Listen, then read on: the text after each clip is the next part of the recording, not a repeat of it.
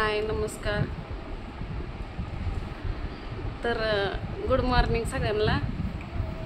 स्वातीला घेऊन आली ती दवाखान्यात, तुम्हाला माहितीच आहे की. पण काय करावं, 2-3 दिवस केलं आणि मलाच बाळ झालं. हा बघा,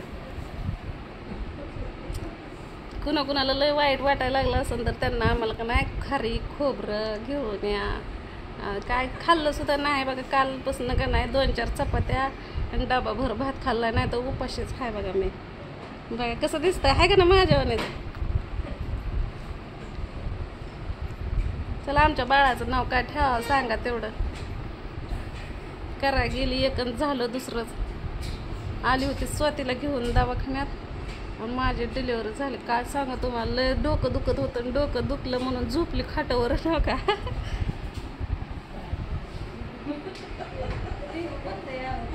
आहे ना, बघा कसं बघताय माझ्याकडं.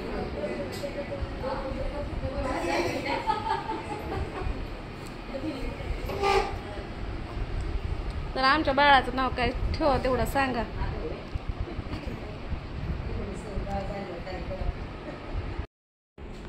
तर हाय नमस्कार. आज आम्हाला सुट्टी भेटली. इंजेक्शन हे काढलं. हा बघा, हिचं ऑपरेशन झालं एकदम फंटास्टिक. आणि आता आम्ही का बाहेर रिक्षा बोलवलाय, म्हणजे भाऊजीनं बोलवलाय.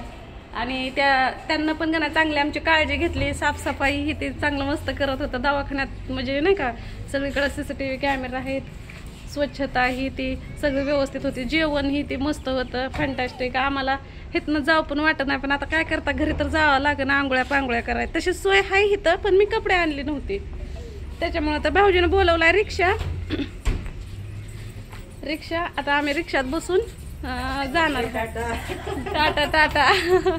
भरपूर अशी का काळजी घेतली. अख्ख्या दवाखान्यात एवढं एकट्यांना हँडल करतात सगळं. अख्ख्या दवाखान्यातलं पेशंटचं ही ते साफसफाई स्वच्छता ते सगळं. आज काय सुट्टीच असते म्हणा, त्याच्याबद्दल काय वाद नाही. आता सुई काढली आणि आम्ही बाहेर निघलो. तर ही रिक्षा बोलवलाय, आता निघतोय. जाऊ का आम्ही? बघू आता ह्याच्यावर कधी गाठ भेट पडत माहित नाही.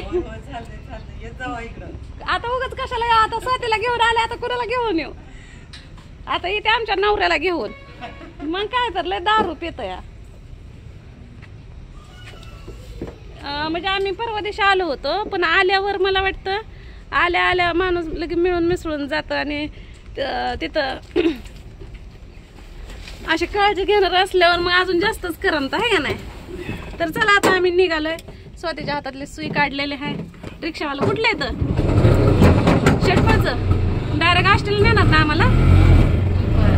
तर चला आता रिक्षा चालू झालेले आहे. तर बाय, भेटू. म्हणजे व्हिडिओज कंटिन्यू करा. आता घरी गेल्यावर काय काय हाल आपदा होती आपली ते आपल्याला बघायचंय अजून.